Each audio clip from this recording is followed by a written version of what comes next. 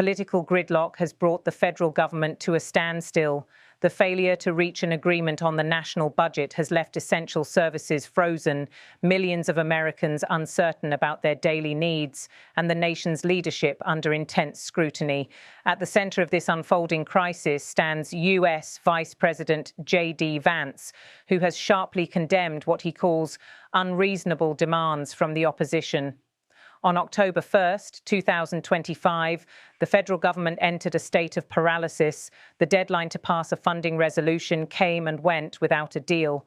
Federal workers across the country faced furloughs, key services were abruptly halted, and the ripple effects spread quickly to businesses, travelers, and families who rely on government programs.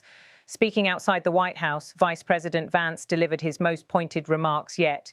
He drew a clear line between policy disagreements and what he described as political brinkmanship, criticizing the opposition's strategy in unusually blunt terms.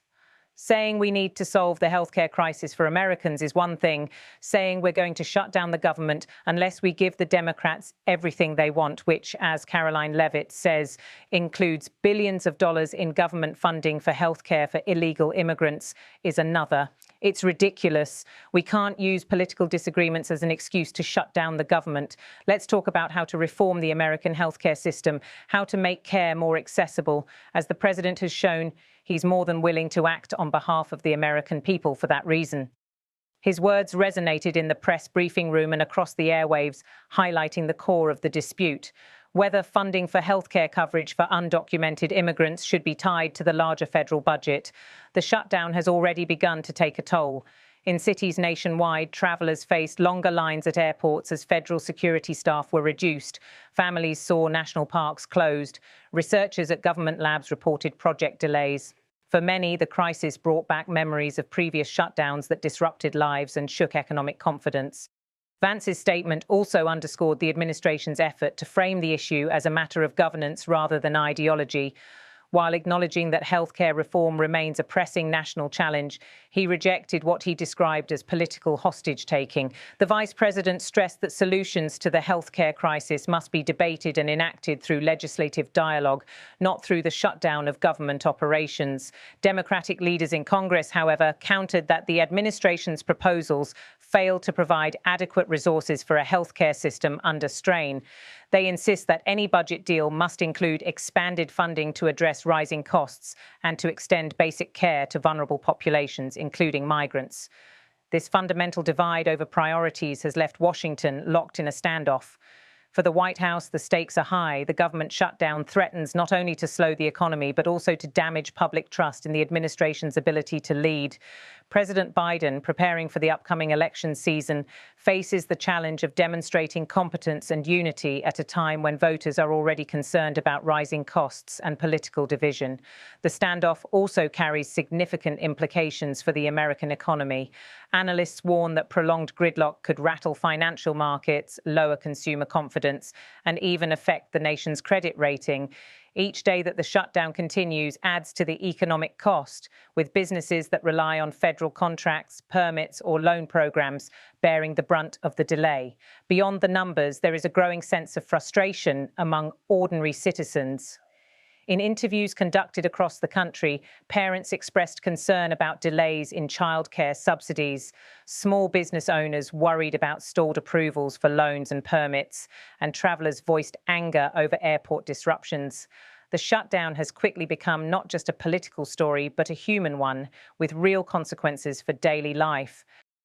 In his remarks, Vance emphasized negotiation and common sense over confrontation. He called on lawmakers to return to the table and focus on practical reforms to the healthcare system, such as reducing costs and improving access, without making those reforms a precondition for keeping the government running. The vice president's tone was firm but measured, positioning the administration as willing to engage while accusing the opposition of putting political leverage above public service. Economists and policy experts note that while shutdowns often end with temporary compromises, they leave lasting scars. They disrupt government services, create uncertainty for employees and contractors, and signal to global markets a lack of fiscal discipline.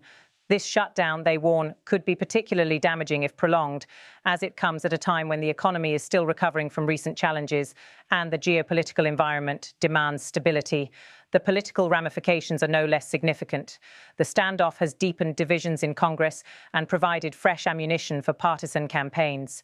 Each side accuses the other of intransigence, while public approval of both parties has slipped further.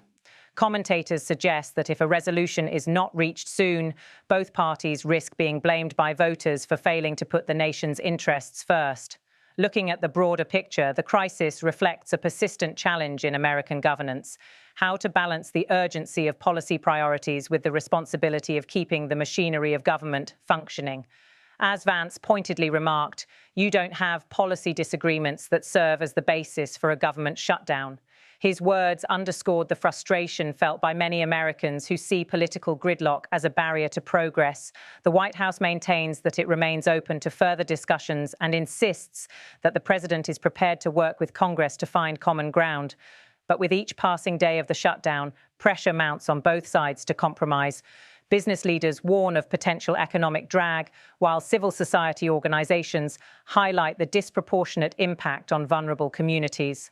Beyond Washington, international observers have expressed concern about the implications of America's internal discord. Allies worry that prolonged domestic disputes may weaken U.S. leadership at a time of global instability.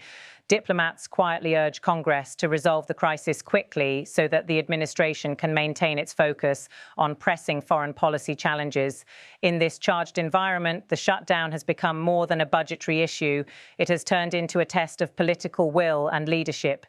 The ability of elected officials to navigate disagreements without paralyzing the government will shape not only the immediate outcome of this standoff, but also the public's trust in their institutions. As the shutdown stretches into its second week, frustration is growing. Workers face missed paychecks, small businesses remain in limbo, and critical services remain on hold. The longer the impasse persists, the more urgent the need becomes for a negotiated solution. In closing, the words of Vice President JD Vance capture the central question of this moment. Will policymakers rise above partisanship to deliver solutions, or will entrenched divisions continue to paralyze the government and, by extension, the lives of millions of Americans?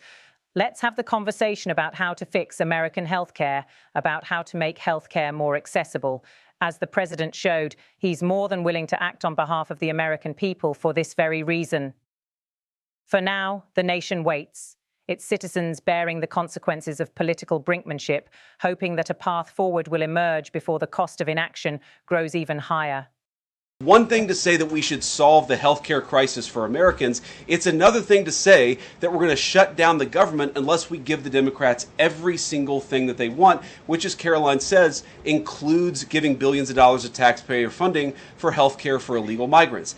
That's ridiculous. You don't have policy disagreements that serve as the basis for a government shutdown. Let's have the conversation about how to fix American healthcare, about how to make healthcare more accessible. As the president showed, he's more than willing to act on behalf of the American people for this very reason.